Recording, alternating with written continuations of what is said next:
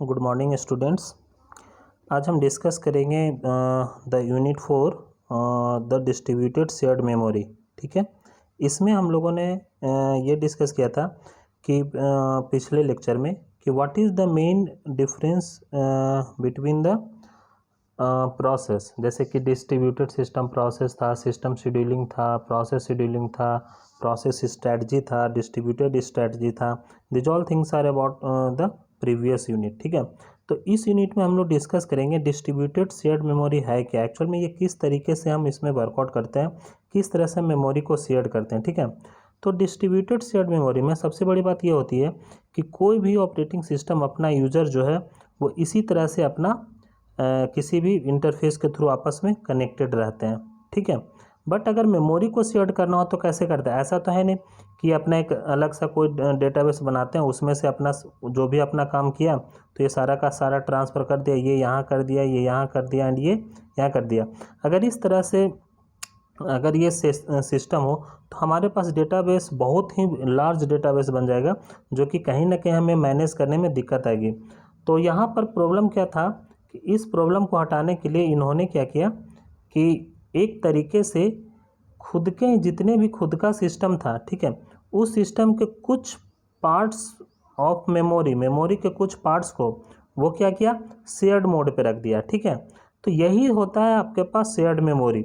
ऐसा नहीं कि हमारे पास कोई मेमोरी है बहुत सारा, उसको फिर हम कहीं जगह उसको एक जगह रख के शेयर करें। नो, खुद के ही मेन मेमोरी का कुछ एरिया आपके पास शेयर्ड मेमोरी रहता है। ठीक है, नाउ तो इसका डेफिनेशंस क्या होता है, देखिए DSM that is called distributed shared memory is a form of memory architecture. एक ये तरह का आर्किटेक्चर है जो कि फिजिकली सेपरेटेड मेमोरीज है, मतलब एक जगह कनेक्टेड नहीं है, फिजिकली सेपरेट है, and that can be addressed at one logical shared address space. और वो कहीं ना कहीं सिर्फ एक एड्रेस स्पेस को वो क्या करता है, वो शेयर करता है। तो इस तरह से डिस्ट्रीब्यूटेड शेयर्ड मेमोरी जो है वो इम्प्लीमेंट करता है शेयर्ड मेमोरी मॉडल को on a physical distributed memory system पे। ठीक है, तो इसके बहुत सारे प्रॉस एंड इसके बहुत सारे एडवांटेज भी हैं, बहुत सारे डिसएडवांटेज भी हैं। तो फर्स्ट ऑफ ऑल इसमें देखते हैं कि हमने बात किया मेमोरी आर्किटेक्चर का, तो कौन सा ऐसा मेमोरी आर्किटेक्चर है जो इसमें वर्कआउट होता है। ठीक है, तो दो तरह के मेमोरी आर्किटेक्चर आपने देखा है कंप्यूटर आर्किटेक्चर ऑर्गेनाइजेशन में।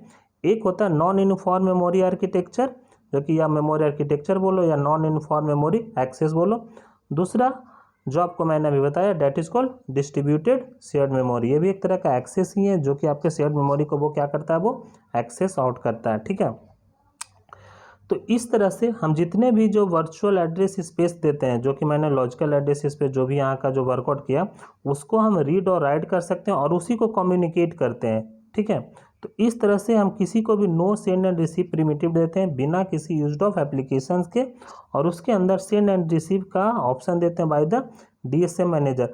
हर देखना हर किसी चीज़ में मैनेजर का बहुत बड़ा रोल होता है। ठीक है, मैनेजर का बहुत बड़ा रोल होता है इन द सेंस कि वो क्या करता है कि वो किसी चीज़ को मैनेज करता है। जैसे कि आपका ट्रांजैक्शन था तो वहाँ पर ट्रांजैक्शन यूज कर, लेकिन हमने ट्रांजैक्शन मैनेजर कर लिया। डेटा को रेप्लिकेट करना था तो रेप्लिकेशन मैनेजर हो गया। यहाँ पर शेयर्ड मेमोरी को मुझे मैनेज करना है तो जैसे कि यहाँ पर हो गया आपका DSM मैनेजर। ठीक है, तो इस तरह से हम उसको वर्कआउट करते हैं। Now the first point is the non uniform memory access that is called the नूमा।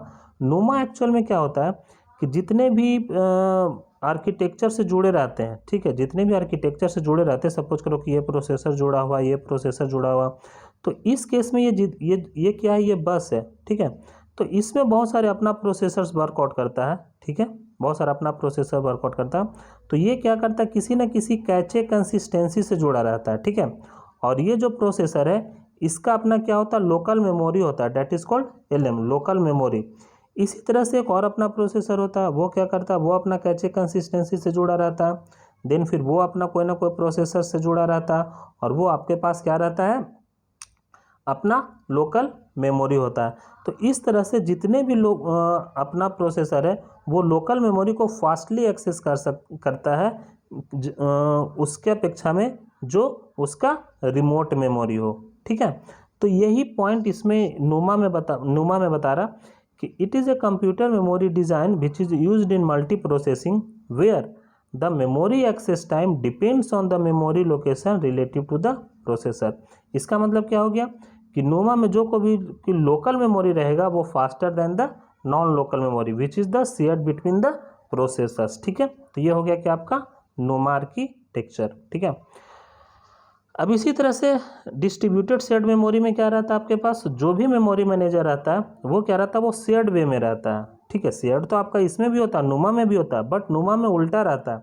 वो क्या करता है कि हर प्रोसेसर अपने लोकल मेमोरी को एग्जीक्यूट करता है, बट डिस्ट्रीब्यूटेड शेयर्ड मेमोरी में क्या रहता है कि सबसे पहले जो कोई भी प्रोसेस रहेगा वो प्रोसेस ही मेमोरी मैनेजर से अपना रिस्पांस लेगा या देगा। उसके लिए कहीं एक्स्ट्रा मेमोरी क्रिएट करने की ज़रूरत नहीं होती। जिस तरह से आपका नोमा में एक्स्ट्रा मेमोरी क्रिएट करने की ज़रूरत है, हर सीपीयू का अपना मेमोरी, वहाँ पर ऐसा कुछ भी नहीं है, अपना मेमोरी मैनेजर है और यही क्या रहता है, शेयर्ड वर्चुअल मेमोरी रहता है। उसका ये पार्ट क्या हो जाता, हट जाता है। ठीक है, तो शेयर्ड डिस्ट्रीब्यूटेड शेयर्ड मेमोरी में आपका हर कोई भी जो भी मेमोरी रहेगा वो शेयर्ड वे में रहेगा और वहीं से कोई भी प्रोसेस उसको रिक्वेस्ट देगा और वहीं से उसका रिस्पांस लेगा। ठीक है, तो इसके बहुत सारे एडवांटेज और डिसएडवांटेज हैं। ऐसा नहीं कि हर डिस्ट्रीब्यूटेड शेयर्ड मेमोरी का हमेशा एडवांटेज ही है, डिसएडवांटेज भी कुछ है, वो मैं आगे बताऊंगा। ठीक है, ये क्या करता है, एडवांटेज क्या है, कोई भी प्रोग्रामर, जैसे हमारे पास डिस्ट्रीब्यूटेड सिस्टम में कोई भी प्रोग्रामर है, जब तक वो ऐड है, ठीक है, तब तक वो सेंड और रिसीव कर सकता है प्रिमिटिव्स का। अगर ऐड नहीं है तो गया। ठीक है, मतलब उसको एक्सेस नहीं मिलेगा। ठीक है, आपको पता है पासिंग बाय रेफरेंस इसमें यूज करता है, that is called the single address space. एक ही एड्रेस स्पेस होता है और वो होता है आपका लॉजिकल एड्रेस स्पेस। आप कहीं पे लिख लो, that is the logical address space. ठीक है, और ये लोकेलिटी ऑफ रेफरेंस होता है when the block is moved, मतलब अगर ब्लॉक मूव कर रहा है, और ये ब्लॉक ये ब्लॉक क्या है, ये है ब्लॉक आपका मेमोरी ब्लॉक। अगर मेमोरी ब्लॉक आपका कहीं मूव कर रहा है, मूव करने का क्या मतलब होता है कि वो शेयर्ड वे में है और वो कोई किसी को एक्सेस कर रहा है, तो वहाँ पर जो होता है that is called the locality of the reference. ठीक है, अब डिस्ट्रीब्यूटेड शेयर्ड मेमोरी जो है वो एक सिंपलर सॉफ्टवेयर इंटरफेस है जो कि खुद से ही वर्कआउट करता है, ये खुद से ही वर्कआउट करता है। ठीक है, so this is called the cheaper than dedicated multi processor system. ठीक है, मल्टी प्रोसेसर सिस्टम से ये बहुत ज़्यादा चीपर है, क्योंकि हर बार एक न्यू प्रोसेसर इसको नहीं लेना पड़ता, बस जस्ट मेमोरी को शेयर कर दो, वर्क सारा वही होता रहता है। ठीक है,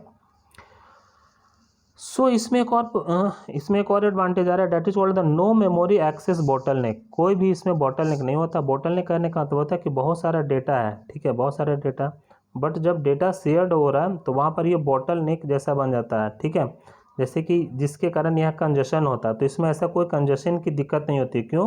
क्योंकि ये सारा का सारा जो डेटा ब्लॉक है वो क्या है, शेयर्ड वे में है। ठीक है, आपके किसी सिस्टम से होके वो नहीं जा रहा। ठीक है, so that no memory access bottleneck, so that as no single bus, इसमें सिंगल बस नहीं रहता, मल्टीपल प्रोसेसर बस होते हैं इसमें। ठीक है, नाउ बाद में देखते हैं next point, that is called the DSM programs portable. जाहिर सी बात है ये पोर्टेबल है, किसी से उसका कोई मतलब नहीं है, क्योंकि ये शेयर्ड वे में है तो ये पोर्टेबल है, because they use common programming interface, क्योंकि ये सब जगह का इंटरफेस जो होता है वो कॉमन यूज़ करता है। इसके कुछ डिसएडवांटेज भी हैं, जैसे कि हमेशा डिसएडवांटेज लिखना इसका कि हमेशा जो भी इसमें सिस्टम रहेगा, जो भी इसमें मॉडल्स रहेगा, जो भी इसमें प्रोटोकॉल्स यूज़ होंगे, वो प्रोटोकॉल्स को हर टाइम पे कंसिस्टेंसी मॉडल्स को मेंटेन करना होगा। ठीक है, कब मेंटेन करना होगा, जब कोई भी इसमें राइट होगा, तो ये बहुत ज़रूरी है।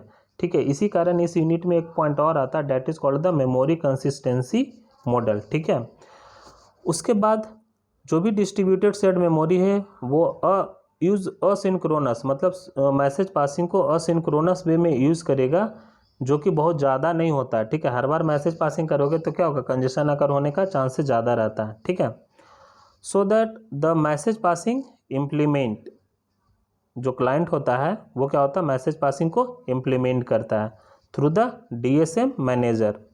ठीक है, थ्रू द डीएसएम मैनेजर,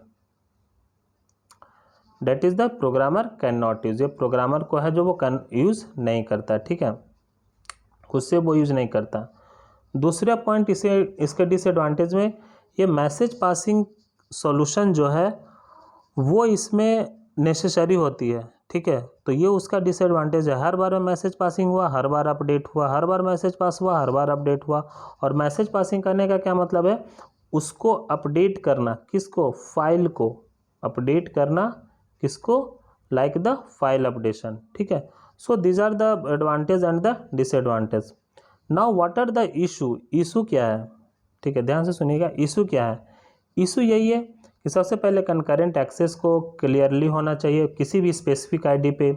दूसरा, इसके सिमेंटिक्स को अपडेट होना चाहिए, जैसे कि उसका रेप्लिकेशन है और एप्लीकेशन पार्शियल हुआ या फुल हुआ, या रीड है या राइट है। तो इस तरह से जितने भी सिमेंटिक्स आ रहे हैं उसको में इस थोड़ा सा इश्यूज आता है। दूसरी बात, रेप्लिकेशन करने के लिए, क्योंकि मुझे पता था सबसे लास्ट वाले सिस्टम से कि जो कोडा फाइल सिस्टम होता है उसमें रेप्लिकेशंस बहुत सारे होते हैं, तो हर रेप्लिकेशंस को ऑप्टिमाइज करना है, यानी कि हर रेप्लिकेशंस को उसको अपडेट करना है, ठीक है। लास्ट पॉइंट आता है, इफ़ नॉट फुल रेप्लिकेशन, अगर फुल रेप्लिकेशन नहीं है तो जो नियरेस्ट लोकेशन है किसका, उस डेटा एक्सेस, उस डेटा का, उसको वो क्या करेगा, उसको अपडेट करेगा, किसके लिए, फॉर द एक्सेस के लिए, ठीक है। तो और दूसरा इशू आता है कि जब इस तरह से बार बार मैसेज पासिंग होगा, ठीक है, ध्यान से देखिएगा, बार बार जब भी मैसेज पासिंग होगा तो डिले तो आना ही आना है। तो उस डिले को क्या करना, मुझे रिड्यूस करना है, that is called the reduce delay. कब, जब आपका मैसेज इम्प्लीमेंट हो रहा है किसी भी कंकरेंट एक्सेस के लिए, ठीक है। ओके, तो ये था आपका फर्स्ट लेक्चर का। सेकंड लेक्चर में हम लोग यूज़ करेंगे that is the memory consistency model. Okay, thank you.